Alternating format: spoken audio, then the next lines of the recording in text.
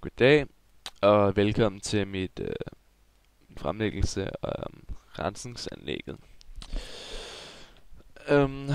På den her figur ser vi stigende og faldende indhold af ilt og ammoniak og nitrat i et rensningsanlæg af husbindvand, hvor der tilføres ilt kontinuerligt, som vi kan se her. Første spørgsmål lyder sådan her.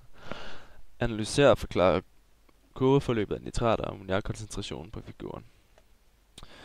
Når vi ser her, at iltindholdet stiger, vil ammoniakindholdet selvfølgelig falde, fordi at ammoniak det nedbrydes ved nitritbakterier, som nedbryder ammoniak til nitrat ved en kemoautotrof proces, som omdanner ammoniak, som vi kan se her, ammoniak plus oxygen til vand og forskellige former for kvælstof sammensætninger, som i dette tilfælde er nitrat og nitrit. Og nitraten her, vi kan hænge godt sammen med, at når kogen her falder, fordi at der ikke bliver tilført noget ilt, når kogen her falder af indholdet, eller fordi der bliver tilført ilt her, så laver de her nitritbakterier deres kemoautotrof-proces, og det hedder kemoautotrof, fordi at de bruger kemisk energi i stedet for lysenergi til at lave fotosyntese og sukker. Når der bliver tilført ilt her, så falder indholdet selvfølgelig af ammoniak, hvor de her nitritbakterier, de omdanner ammoniakken til nitrat.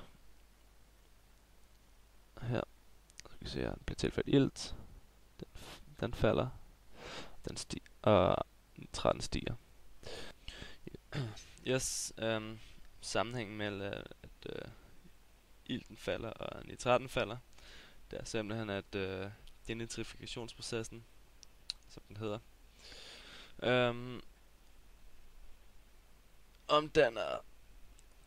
denitrifikationsbakterierne omdanner nitraten plus noget sukkerstof, plus hydrogen til CO2, hydrogen og fri kvælstof, som lidt af luft, så styrer vi atmosfæren, plus ATP.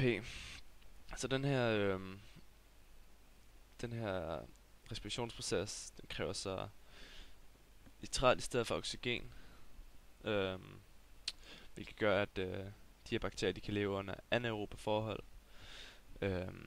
også kaldet iltfrie forhold. Så det er simpelthen skylden til, at når ilten falder, så falder nitratindholdet også, fordi de her denitrifikationsbakterier, de får nogle anaerobe forhold, hvilket gør, at de kan omdanne nitraten til fri kvælstof, og vi slipper for den i det her spildevand. Hvilket er selvfølgelig en god ting, og leder mig hen til næste spørgsmål. Hvilken betydning vil anvendelsen af den rensningsmetode have for kvælstofindholdet i det udledte rensede spildevand?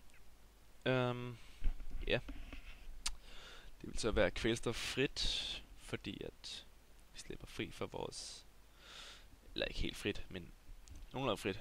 Du kan se, at den ikke kommer ned under 0, men vi får noget af vores nitrat omdannet til frit kvælstof, som så vil flyve op i atmosfæren, i stedet for at blive vandet i form af nitrat, som jo er et plantenæringsstof, som fører mig hen til næste spørgsmål. Diskutere, hvilken betydning det vil have ved recipienten, for eksempel i en å. Yes. Da nitraten jo er et planteindgangsstof, som jeg lige sagde, er det rigtig godt ikke at udlede for meget eller for store mængder af det, fordi at encellede planteorganismer som for eksempel alger, de bruger nitraten eller planteindgangsstoffen, hvilket gør at planterne vil blive domineret af algerne, da de er encellede og er nemmere ved at optage det end dem. Så algevæksten vil stige, afhængig af hvor meget nitrat der bliver udledt, men det vil i hvert fald stige, og sigtbarheden i vandet det vil falde, så lyset ikke når ned til bunden, og bundplanterne de ikke får ild eller lys til deres fotosyntese, hvilket gør at iltindholdet vil falde en smule, og sigtbarheden, som jeg lige sagde, faldt. Det gør også at rovfisk som f.eks. gede eller sandart eller aborre, mest alt gede, som mest alt med synet, de er svært ved at fange eller spise fredfiskene, hvilket er et stort problem, fordi fredfiskene de spiser de her dyreplankton, som ellers lever af alger. Så rovfiskene de sørger simpelthen ikke for at holde bestanden af fredfiskene nede, hvilket gør at fredfiskene de spiser alt for mange af det her dyreplankton, som ellers sørger for at holde algerne nede. Så der er ikke noget dyreplankton til at holde algerne nede, hvilket er en ekstra faktor for at algevæksten vil simpelthen eksplodere. Yes, jeg vil lige skynde mig igennem den her, for at ikke bruge al den tid. Så det vi ser her, det er de 5 faser, vi ser i et rejsningsanlæg. Og hvert anlæg, eller hver en fase er angivet i den iltmængde, der skal til for at nedbryde det organiske materiale, som vi kalder for BI5. Og så har vi kvælstofindholdet og fosfatindholdet. Og den første fase bliver kaldt for resten. Her bliver de store ting renset fra, som for eksempel toiletpapirsruller, kondomer, tamponer. Jeg har til mig hørt, der er en leguan her i Roskilde rensningsanlæg, der skulle være fundet der. Ja, det er lidt random. Alt muligt random kan blive skyllet ud. Vi springer videre til næste. Ja. Her ser vi sand og fedtfang bliver taget fra. Niveauet eller hastigheden af vand bliver sænket drastisk, så sandet det bliver fanget i de her riller til bunds, og på grund af emulsion så ligger fedtet og olien sig selvfølgelig i toppen, som skummer og kan skabes fra. Har vi forklaringstank her, hvor at der bliver tilført jernsulfat, som binder sig til fosforen. Kan også se, den er meget lav her.